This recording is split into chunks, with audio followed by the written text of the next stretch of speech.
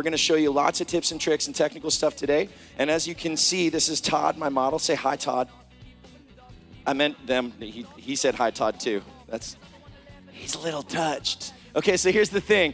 What ends up happening is Todd has a beard, right? How many of you feel super confident grooming beards and stuff like that? All of you? 4 of you. Cool, perfect. Okay, this is my crowd. These are my people. Todd has not been told by anybody that there is a difference between having a beard and just not shaving, right? So I'm going to make sure that we teach him how to shape a beard. I'm going to teach you guys how to shape a beard, but first we got to do something with this. And I love this kind of wild texture right now. And I know that we've been doing real classics and we've been doing real blended down stuff for the last little bit, but what I'm seeing most in the shop right now is I'm seeing textured movement and like a little softer stuff coming back in. Are you guys seeing that too? Have you noticed? Guys are kind of like starting to move away from fades. Now, that's not saying that that's happening everywhere because Florida is still holding strong on fades, let me tell you. Okay, Florida is the house of fades right now globally. And I got down here the other day, it is hot as a crotch, all right? And seriously, it is so humid here, so I'm not surprised. All right, but what I want to show you guys is some stuff we can do that feels a little more natural, that has still that lean looking shape and works with a little bit more of the texture, because with fades and textured hair, some of the challenge is trying to get it to look like it all blends together as one haircut, right? A lot of the time you just do like a fade because that's what you do, and then the top just looks like a little curly muffin on top. You know what I mean? And you're like, yeah, just put pomade in it, it's fine. Just slick it back, it's fine.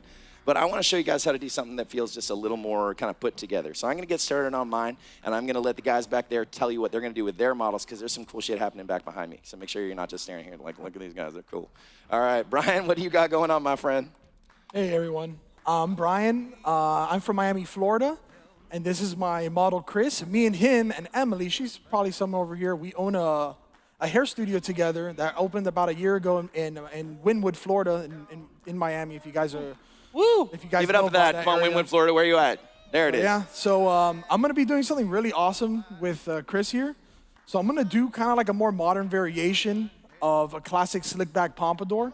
So what I'm going to do is I'm going to keep the back long and with a lot of these little strands, put a lot of texture towards the back here, but I'm going to fade the temple area into it. So it's going to be a mix of kind of like, imagine kind of like a mullety pompadour type thing. And then in Miami, we're all about fades. You already know in Florida, it's super hot. So if you can't fade as a barber, you will go hungry. So I'm going to teach you everything I can with the 45 minutes we do have when it comes to fades. And Matty over here, she's, I'm going to introduce her. I'm not going to, she can introduce herself. This is Matty. I'm a grown-ass woman. I can introduce myself. Yes, you That's can. fine. Yes, ma'am. Yes, she is. Yes, she is. Hell yeah. Hi, my name is I told Mari. you were going to like her. You're all like, I don't know, but yeah, she's popular. My name is Mari DeMonte. I'm based in New York City. And I wanted to do something a little bit different. I wanted to do a longer men's cut. This is my good friend and also fellow colleague, Michael. He was my model once before back in Alabama, and he let his hair grow basically the entire time. Well, how long ago was that? 2 years ago. So the last haircut he got was with me in Alabama, and he's let it grow since then. So I'm very honored that he's trusting me again to embarrass myself, and hopefully not him, up on stage. But the first thing that I wanted to start always is a good consultation, a very focused, detailed conversation about where we want the hair to progress, right? It's not just what they're gonna look like as soon as they walk out of the chair, but also where they want it to be in 5 weeks from now. Or if they're trying to grow it out 5 months from now. So before we even got started, we talked about, it was already pretty long. I took the length up already. He still wants to pull it up because he's also a mechanic, and he wants to get it out of his face for most of the day. But we need to get some layers. As you can obviously see, it's all one length. So I'm going to use a razor to create a lot of texture and get some movement because it's just so heavy now that it's just doing one thing, and it's just dragging his whole personality and face down. So we want to create some light, we want to create some movement, we want to create friction between the hairs so they kind of can, a natural wave can kind of happen on its own, and he can just have this kind of Miami Beach kind of blown natural sort of look while it's still long, and then he can still pull it back when he needs to work. So it's really important to have a good consultation beforehand, and I've had some crappy haircuts, and it usually came because they didn't understand what I was trying to say. I know apologize. Colin's had that before. How many times do I have to apologize for that one haircut? Listen, it's a mullet that haunts me to this day. I looked like Joan Jett, but worse. Joan Jett's cool. I know, but I looked like like a Bobo Jones jet. Like it was Bobo not Jones good. jet. But Colin's also had some bad haircuts. That's why he doesn't have any hair This anymore. is why we invite Colin. Colin, what are you doing? I wonder who gave me my last one. All right. I'm joking. That's true. So I'm going to be doing what I probably call like my bread and butter haircut. This is like, honestly, like probably what most of my clients get. Does everyone have like that kind of haircut that all your clients seem to get? Yeah. Sure. You just do it like all the time. You could do it in your sleep.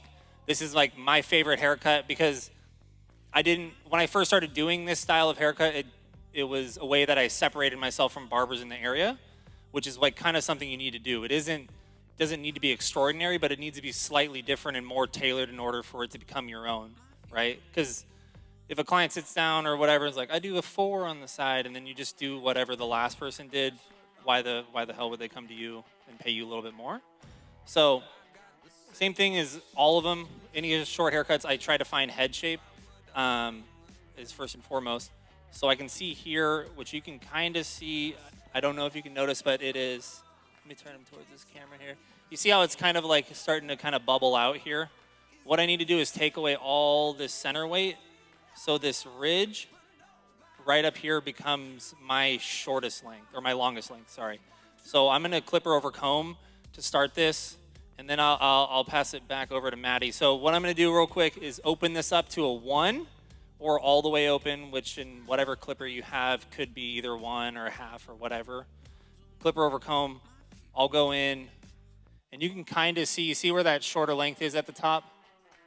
You guys see that? Okay.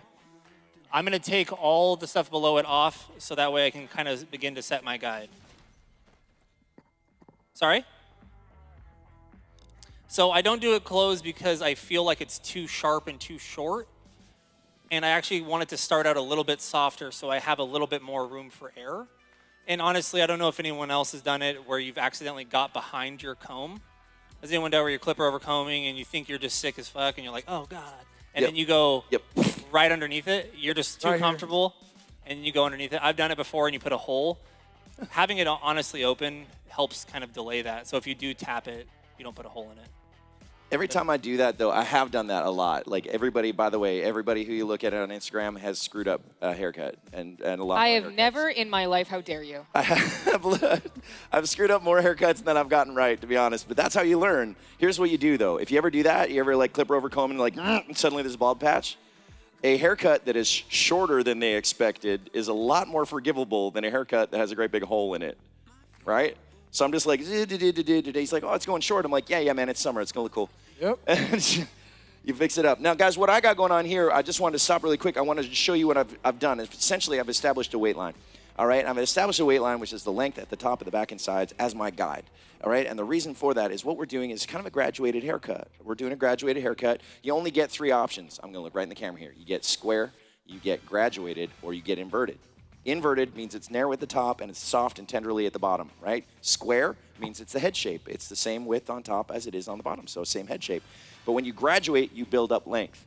Now, for a lot of people, what that means is we're going to take a section here, we're going to pull it up, and we're just going to angle our fingers away, right? And that's going to give us our graduation. But sometimes when you're working really tight like this, it's a little tricky. And also, one of the prime rules of haircutting that I've always followed for my own work is that section equals direction. Right? You don't need to know. What was that again? Section equals direction. I'm so glad you asked. If it rhymes, you know it's right.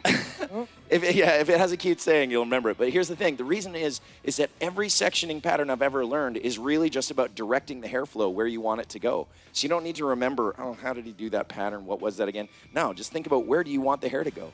If you want the hair to flow back, you're going to take sections that flow back. If you want the hair to sit down, you're going to take sections that sit down.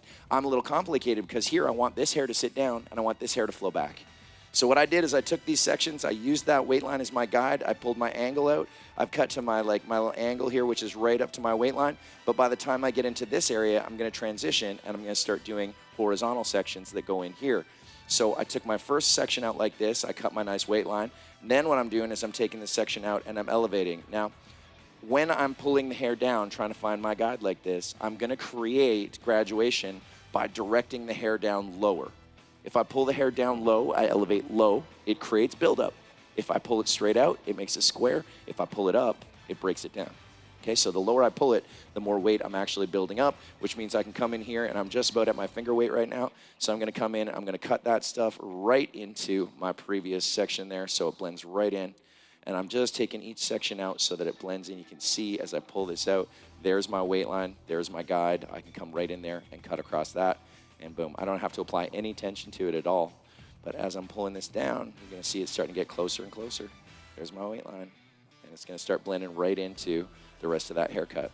Now, the reason I wanted to leave a little bit of length in there is because Todd, like many people, has like a few little scars here and there, and they're just at places where we can hide them quite easily. So being able to have just a little bit of hair buildup like that can allow him to feel more comfortable, and hair's going to flow back really nice now. When I brush it back, I'm going to do this to the other side, and I'm going to start showing you how we can texture it out a little bit and make it feel a little leaner. So we're doing like all scissor haircut here. I might go in there with my trimmer afterwards, but I really just wanted to use scissors. The reason is because it creates a lot of softness. We can have a really nice, soft, very nice looking haircut, very nicely tailored together just by using a little bit of scissor work, which creates a softer finish than always going into clippers. I don't always work with clippers. Sometimes I like to start off and just use some scissors and create something a little softer. And as long as I'm working a pattern here and doing the same thing over and over, I'm able to recreate this haircut just as if I had gone over here with a pair of clippers and a guard. I'm always able to get this exactly the same as long as I remember my pattern. I'm a big believer in working a pattern for a haircut. Just makes it reproducible. Because the scariest thing on earth is not actually having that client come in and say, I didn't like my haircut last time. The scarier thing is when the client comes in and goes, I don't know what you did last time. I loved it. Oh, I hate it when they say that. It was perfect. Do it just like that again. I hate it when they say that. Whatever you did last time, I don't know. exactly I like immediately that. start to sweat. Dude, I've seen like 1,200 people since I cut your hair last time. You really think I remember what I did to yours? But if I use my pattern, I do remember, and so I'm able to go, no problem, I got you. Brian, you're good at patterns. Like, you're super good at patterns. So what's your pattern going on over there? So right now, with him, like Matty was saying, he was talking about section equals direction. So with Chris's hair, since I'm trying to sweep all this hair back, I cut everything in a back diagonal section, and I'm elevated it at a 90, because I'm trying to create like a nice fusion of, like, I don't want too much weight buildup, but I'm trying to maintain a good length towards the parietal ridge into the bottom where I'm gonna actually come in with some clipper work. And what I did right now is, instead of wetting the hair, I kind of did everything dry because I'm trying to get a good texture in. And since what I'm trying to do is real clean, I want the front to be really clean and sharp, but as it works its way to the back, it starts to diffuse a bit, and you start to see some of the texture. So what I did is, I took all these little hairs down here, and with the shears, these are little 4.5-inch shears, I just came in and I really cleaned up the edge of this. And instead of cleaning the rest of this, I kind of just let this go. And I did some nice little sliding techniques. I also did elevate this up to this point, and instead of doing nice clean cuts, I did some chunky point cutting into it. So I'm already starting to create like a real nice shape in here. And I'm gonna start fading this side next. So what about you, Matty? How's everything on your end? So I'm feeling myself. You know what I'm saying? I'm already kind of really getting into this haircut. You can kind of already see I've taken all the sections, like we were saying, section equals direction. Because his hair is longer, I don't expect him pulling it back. I just want it to lay naturally. So because of that, I'm just pulling the hair straight out, letting the longest piece fall, and taking that bulk in between, right? So what you're getting now, as the cameraman is showing you, look at this beautiful wave. Look how good that looks. As opposed to this side, which we haven't done that yet. So it's just kind of really just kind of laying limp. There's the longest, the shortest layer is also as long as the length. So it's just kind of weighing there. So I want it, a lot of times I have a lot of male clients who come in with long hair and they're like, barber doesn't know how to do long hair, and when I go to a salon, they tend to give me like an accidental bowl cut or an accidental Karen cut or whatever it is, because it's hard to explain. How do you keep a square masculine structure in long hair? I think it's really keeping that this full layer completely straight out from over the head. Because then that piece is going to fall, and it's going to create, when you lay it all down, it's going to create a nice square structure, a nice square silhouette. So automatically from here, I always do the back first with long hair, and then I move my way towards the front. This guarantees that I'm not going to go too short here, right? Because if I just kept going over and over and over, there's a good possibility that I actually would go too short, and then suddenly he's got his like little curly, he'll have like little curly cues right here, and I'm not trying to give him like a weird postmodern shag. I still want it to look kind of like sexy and masculine. So we want to keep some of this a little bit longer to elongate that already amazing jawline that he has. So I usually stop right behind the ear. That's usually the thickest part of the hair. The more density of the hair is right here. So I'll probably stop right there, do this whole back section, and then I'll connect the side to the front by then moving, over-directing the hair forward. So that it keeps me on a safe level of keeping some of that length so I don't accidentally go too short. I didn't even notice that jawline. I've been too distracted by that stunning mustache. I know. Oh, I don't didn't pretend even like ask you for didn't him to notice, do all that. right? Like, seriously, a mustache like that's been sitting behind me this whole time, and it's just like, it's hard to keep my eye on my own model. He was like, is there anything I should do to be a model, blah, blah, blah. Should I keep the stash? And I was like, what stash? And then he sent me a photo, and I was like, how dare you insult me by assuming that I wouldn't want you to have I can't do the mustache. Dude, that mustache is killed. His mustache is better than my mustache. Mustaches are cool again. I'm just saying, all right? Seriously, last year was mullets. Rude. It suddenly became cool again. Next year, mustaches. Watch. Just watch. I feel anyways. like, depending on kind of like, I feel like I'm already too much to deal with for a lot of people. When I get the mustache, they don't even like let me pick up my daughter from You're school. double creep. You're a double creep stash, man. Yeah, it's too much. It's too light. They don't let him into the Disney parks by himself. Things like that. They won't let him into Disneyland. If he got the mustache, they'd be like, no, sir, you're not allowed in Disneyland. And I just feel like I just see Chris Hansen just pop up out of nowhere. Colin, right. what are you doing over there? I love Chris Hansen. Creeping. Okay. Creeping, other than creeping. So, kind of we're at the point right now. So what this is was I clipper overcomb the whole thing. We have this beautiful weight line. You guys see that? Yes? Okay. Beautiful. All right, so I did trimmer down here. And then this all right here, you can kind of see where that very light line is. You guys see that? Where I just pointed. You can see like it almost looks like a beam of light. What that is my shortest length. So what I need to do is fade all these 2 points out, right? I'm going to keep all this density as here. This is just clipper over comb in an open one. That was all that was, and it makes it look like this almost every head shape. The only difference on different people is the height of it. So like I said, he has that wide point, but his wide point's right here, right there, right where that darkest is. That's the widest point. So because what happens is it goes in this curve, and that widest point, once it starts to curve back in, that density looks darker. You can see it's like a very visible dense line. So if I would have taken my short length right on that, what would happen is I would never be able to get it out, and then it would end up with a fade that's like somewhere up north of the middle of his head. You guys, what I got going on here now is I'm working through the crown area, and one of the things about crown areas is they're the hardest to work with because there's a little garden of delights back here for every guy, right? Sometimes you get like a crown, sometimes you get two, you get like 3 cowlicks going on, and it's like a whole herd of cows that's come through there and just like licked along the way. So sometimes you get all that stuff, and we need a little length to govern that, you know? We need some length to take care of it, especially for a backward flowing haircut, which is what I'm doing. I'm doing something that's going to sweep back.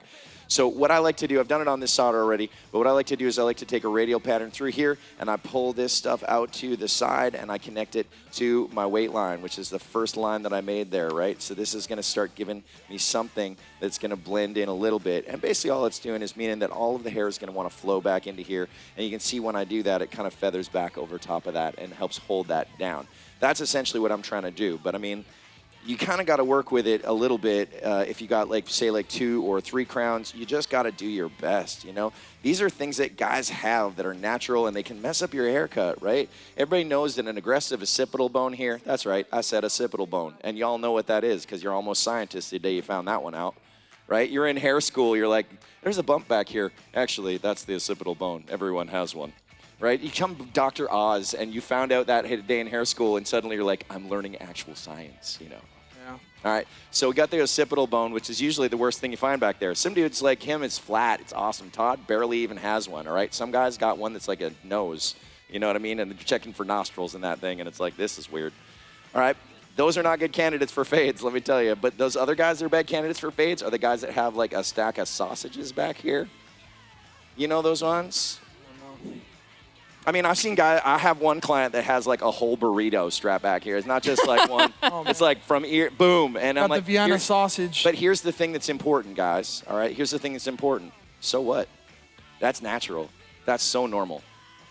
We're selling confidence here. All right. When we're in the barbershop, we sell confidence. I don't want to do anything that's gonna make my client walk out here less confident. I want him to feel confident. So as I see that thing, I'll be like, yeah, it's no big deal. If he's like, oh, we should cover that up, I'm like, why? Like, you can't fade that. Sure I can. I do whatever I want. Well, people are going to see it, so it's a thing. It's a normal thing. Lots of people have one. Don't worry about it. It's cool. And watch his shoulders go back and watch his chin go up just a little bit. Because truth is, it doesn't matter. All those things don't matter. They're okay. You can still work around them. What I'm going to do is I'm just going to pull this stuff out until his crown is completed, and then we're going to start taking these sections, and I'm going to be toning these out to that weight line. Same thing. I'm going to pull them from the center out to the weight line, build up some shape that I can brush back, and then I'll catch you guys up with me in a few minutes. Sound good? All right, Brian, this is already starting to look pretty handsome. I'm excited to see this taper go down. Yeah, shout out to the cameraman. This guy's. Are you tapering right now? Yeah, man, he got a hoof. Yeah. Chad, you're doing a great job, buddy. So I right should have now, picked a different haircut. yeah. So right now I'm starting to fade this side. So since I did, I had already cleaned all this up. I did back diagonal sections. I got it real tight towards the temple to make it a little easier for me. So when I put in the clipper work, there's less hair that was floating in the area. So so what I did afterwards, I put my zero guideline in, and I started fading up. And I could fade up now. Like Colin said, you ever have those issues when you're starting to fade and the fade keeps going higher and higher and higher, and you're trying to keep a nice weight distribution? If you're able to knock out whatever's longer first, when you go in with clippers and something way shorter, it's gonna make the transition way easier. And that's how you're able to get a much smoother transition without dealing with all that bulkiness. In Miami, we call it a soup bowl.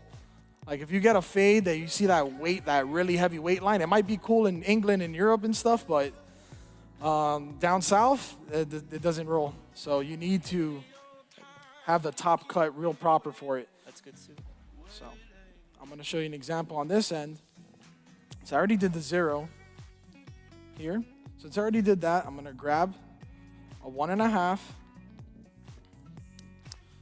So I'm using Andy's Masters. This machine's pretty cool because when you open this all the way open, most conventional clippers, when you open it all the way, equals a 0.5. These open up to a full 1. So I'm able to take advantage of that. So I'm gonna open this up. So a 1 open is technically kind of a 2.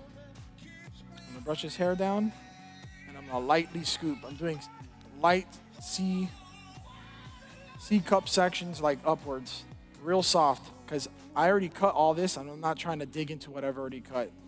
So I'm going real light with it. Combing what hair needs to be combed down. I'm doing about like a finger length, nothing too crazy. Once I get that in, nice and soft, we could do a little bit of clipper over comb. So with clipper over comb,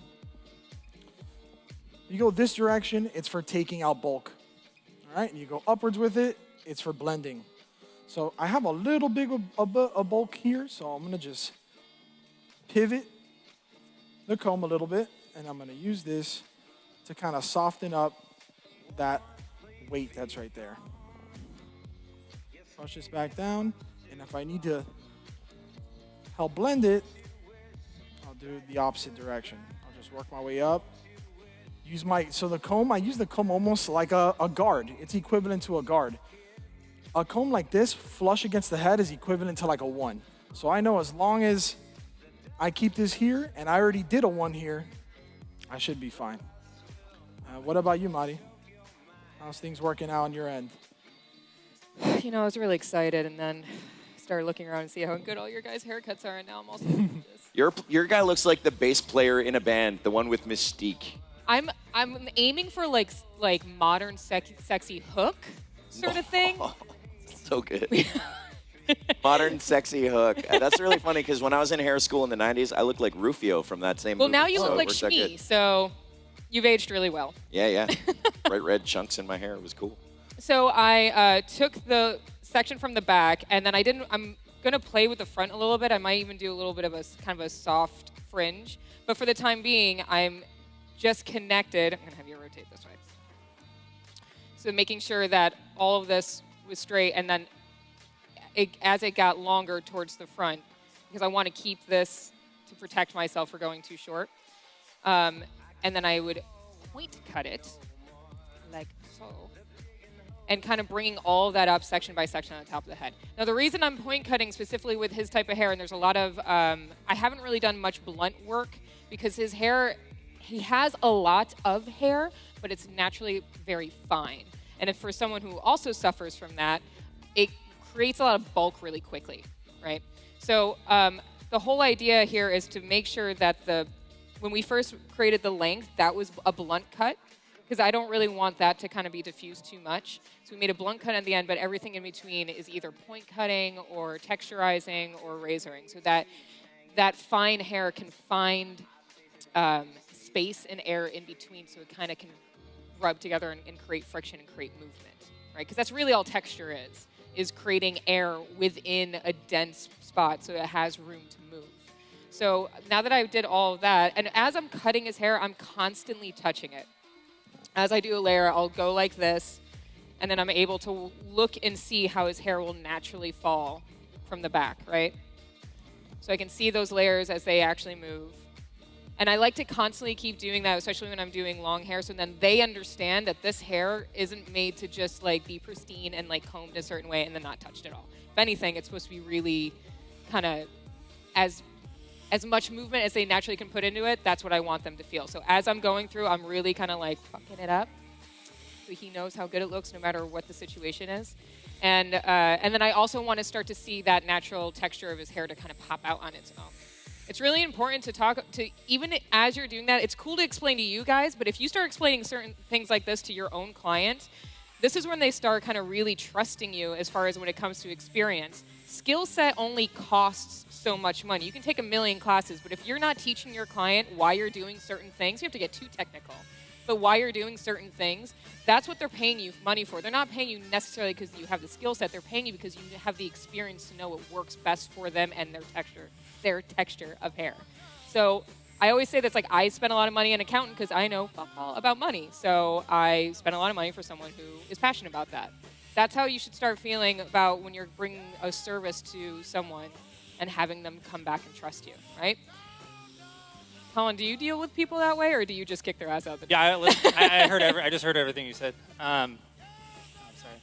No, I actually really like teaching my clients what I'm doing. It also helps me kind of remember what I'm even doing, or like why I'm doing it. Especially if I learn something new. Sometimes, especially when you take classes like this, it is a lot of information, and if you don't get to like kind of relay it to someone, like even your dog or whatever, you're like, no, I'm gonna do this 6th section. The dog's like, fuck, I just want dinner, right?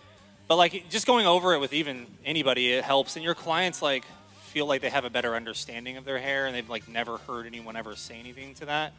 Kind of always goes back to the how do you separate yourself from everyone else cutting hair?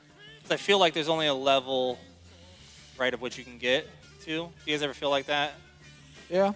I mean, obviously there's so much more you can learn, but like helping do these small things that you learn in these classes can help separate you. You know what I mean? I'm assuming that's why everyone's here. No? No. No, I barely That's see. a no, bro. No, I came for I came for the pool time and the parties. Yeah. No? Anybody else? That's what Vegas is for. Yeah. No, I'm just kidding. I'm here for you guys. I've been really loving being on with you guys. I've been loving hanging out and talking hair and nerding out. Because truth be told, I'm a great big hair nerd. Like great big hair nerd. And I think that it's really funny. We were talking about Comic-Con earlier down at the booth. People are like, yay, Comic-Con and hair salons are like the same thing. And I'm like, really? I'm like, I feel like Comic-Con is for cool people now. And like hair people are still just nerds. I gotta be honest, Matty, the first time I ever took one of your classes and you were like, let's start from the beginning. In Egypt, when barbers first came to be, and I was like, who is this man? I did, it's true. You are a big barber nerd. I'm a big hair nerd. I don't mind it at all. I think it's cool to be passionate about what you love. You know what I mean? Don't ever let somebody make you feel like less than if you're passionate. Guys, what I'm doing with my blow dryer here is just like helping them out with a little bit of direction. A lot of you will notice like what we did earlier, we were taking those hair sections that flow back and the sections in the bottom go straight up and down. So you're going to start to see that kind of curvature start to shape here, right? I like keeping backs just a little bit heavier these days. I love seeing things that are pieced out and a little textury. They're kind of cool. You know what I mean? So when I get him into the blow dry mode, I know that's really hard for a lot of guys to get the blow dryer going on. But first thing I'm like, do you have a blow dryer? And then he's like, no. And you're like, do you have a girlfriend? Yeah. Well, then you have a blow dryer, don't you? What if they say no? Well, I mean, if they say no, then you're just like, that's because you don't have a blow dryer. That's what I say. Yeah. See, that is a no-lose question, all right? If you go like, okay, yeah, do you have a girlfriend? No. Oh, man, if you had a blow dryer, you'd probably have a girlfriend. They're going to get a blow dryer then. Guys need to blow dry their hair these days. They just do, okay? For the most part, it's a fact of life. You want your hair to flow this way, have some volume, you need a blow dryer. So I teach them how to do it. Like, I'm just going to use a brush on the sides and stuff, but if I want to keep, like, a little bit of looseness in the front here or something that got that little bit of wave, because he's got a cool wave, I'm just going to work it with my fingers. I'm just going to teach him how to do it with his fingers. See the difference on how that's starting to kind of blend together now? We haven't got into his beard yet, but he's already starting to look leaner. That's the nice thing about these blowback hairstyles with a little bit of wave in the front. I love working with wave. The one thing I don't love anymore is haircuts that are cut on a bias, okay? We were doing this for a little while where you saw haircuts cut on a bias, and what that means basically is it's always meant to go to one side, and you always have to wear it to that one side, because if you wear it to this other side, there's this long overhang dangly thing, right? I liked that for a minute when everyone was really rigid and using pomade all the time and always wanted the same exact hair, but people want versatility now. So I've gone back to getting my guys, even if I'm using something that feels that same shape, I'm not cutting haircuts on the bias as much as I was. A lot of the time I'm blending in both sides. And so what I did was to pull it both out to that weight line and then disconnect this front part. So I got just a little wave to work with. But the cool thing is if he wears it this side, it looks cool. If he wears it this side, it looks cool. But mostly it's meant to just be worn back so he can do that whole thing with his hair. That thing that he does when he sits down in your chair. Do you guys know that thing? Do you ever notice to look for the way he touches his own hair? It tells you exactly how he wants it. If you don't know that, that's an important fact. Like when a guy sits down and looks at himself in the mirror, okay? And you're like, what do you want to do with your hair? And he says, I don't know. What do you think? And he's kind of like, I don't know. Well, I don't know what to do. I don't know what to do. You know what I mean? Get a lot of those clients? Cool. Just do this. Well, I mean, you got such awesome hair, man. I was thinking something kind of like maybe emo or whatever. Like, that's cool. You know, like I've been listening to like a lot of old school 2000s bands, and I think this shit's coming back. And he's sitting there looking in the mirror going, not like that, motherfucker, not like that. All right? I don't know what I want, but I know I don't want that. And what's going to happen is he's going to touch his own hair. He's going to get more and more uncomfortable, and he's going to push it out of his face. Do that for me for a sec, Todd. Push it out of his face. So what he does, how he handles his hair, just told me exactly how he's going to style his hair. And when that's how he's going to style his hair, then I need to work a haircut that's going to do that. And the funny thing is he pushed his hair up and then pulled it off this side. You know what's really funny? Whoever cut his hair last time cut it with the bias on this side. This is the longest part, and he's pulling it to the wrong side. Somebody clearly didn't know that. So they cut his hair thinking about what they wanted to do, not what he's going to do. I always work around what he's going to do. Watch how he touches his hair. It'll tell you everything. Anyway, I'm going to keep working on this just a little bit, guys, and taper this out. You can see we're starting to get some height here. We're starting to get that nice little flow back. That sectioning really does kind of create that cool little tail in the back, which I'm going to highlight and do a really soft outline on. And then I'm going to get into some beard stuff. So I'm going to let these guys kind of get you a little further down the chain with that, and we're going to talk beards for a little minute. I'm just going to touch on something real quick while I have it. I'm not left-handed, but I am using a left-handed scissor. Whoever was like downstairs earlier when I was teaching asked me about texturizers. It might have even been you. Yeah, it was like specifically you. I use texturizers in certain scenarios, and one is if I'm going through on these. Sometimes you'll have like dark little dots, right? And you'll kind of see them, and they're like almost like little sections where they're just denser. What I need to do is not take it all shorter because it isn't going to work. It's actually going to make it just the same thing, just a little bit shorter, and then it's going to ruin the shape. That's when I use a texturizer, and I'll literally set still blade on scalp, and it will cut that far off. So you see how tall this blade is? That's how far it would be off. It's about a half guard. And what it's going to do is just lightly dense in those dots. And that's all I really want to do. So if I can see here, which is pretty even because I did do it, but you can like see in these spots and like down here on those. If I just go through and kind of point cut this on the scalp, then I'll just kind of lighten those areas up just enough. And that's kind of what I do, but I think Brian was going to talk. I'm sorry. Yeah. Got too excited. So, Cut the line, Tom. Sorry. wow. I wanted to talk about something really important that Matty was talking about. It's service. For a long time, at the shop I was at, we were charging $40 a haircut, and I was stuck at that range for a good 4 years or something. And the first time I saw Matty cut hair, instead of going into crazy technical terminologies and all that stuff, she really focused on how she was able to create the clientele that she wanted. So to her, it's like about gaining fans, not clients. Hell yeah. Yep. And something I noticed is, like, as technical as I am, as clean as a fade as I could do, there was something that was missing that was kind of hindering me from being able to get to the next level when it comes to charging my clients. And as soon as I started focusing more on the whole experience of walking into a shop, the type of music that's being played, how you present yourself, how you're dressed, the scent of the place, the consultation. If you're able to take your time and do a really good consultation, most guys, they go into a shop, they're going in, the barber doesn't even know who their name is, they're not getting greeted. They're asking, can you do what you did last time, and you don't remember? If you're able to remember that, look good, smell good, for sure. If you smell bad, that's horrible too. Maybe have some candles in your shop. Just those little added services completely elevate the service and the cut that you get. So when you're done, also product knowledge. If you're able to educate your client on the product that they're using, instead of just doing their hair and taking the cape off and sending them on their way, you could do tips like when you're about to style their hair, you can hand them the product. You can literally just hand them the product. If you see that you're about to use it, instead of just putting it in your hands and putting it away, you can hand it to your client, have them hold it, they can smell it, they can look at it, and 9 times out of 10, like very high percentage, they're gonna buy that product after they see how nice their hair looks. You know why? Right? Guys don't comparison shop. I feel like Brian just stole everything I normally say. But they don't. Guys don't comparison shop. Do your guys comparison shop? Does a guy walk in your shop and be like, well, actually, I saw a sale on this, $2 cheaper down at the TJ Maxx, so I'm going to drive for 45 minutes to go and get it. Nobody does that. Seriously though, I look at what we do is almost like it's similar to a sport. We have to train, we have to practice, we have to hang out with other colleagues that also will push us.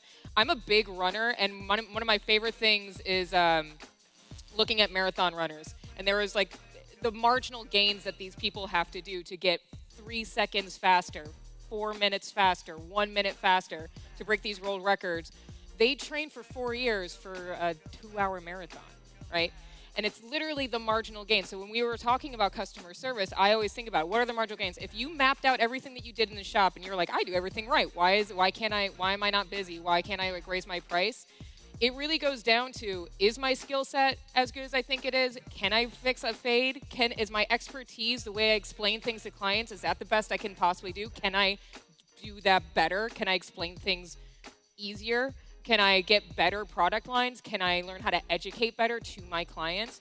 And you'll be dumbfounded how quickly your the mental switch will go, and your clients will feel that, and they'll want to be spending more money, and that's when you go from having clients to an entire fan base.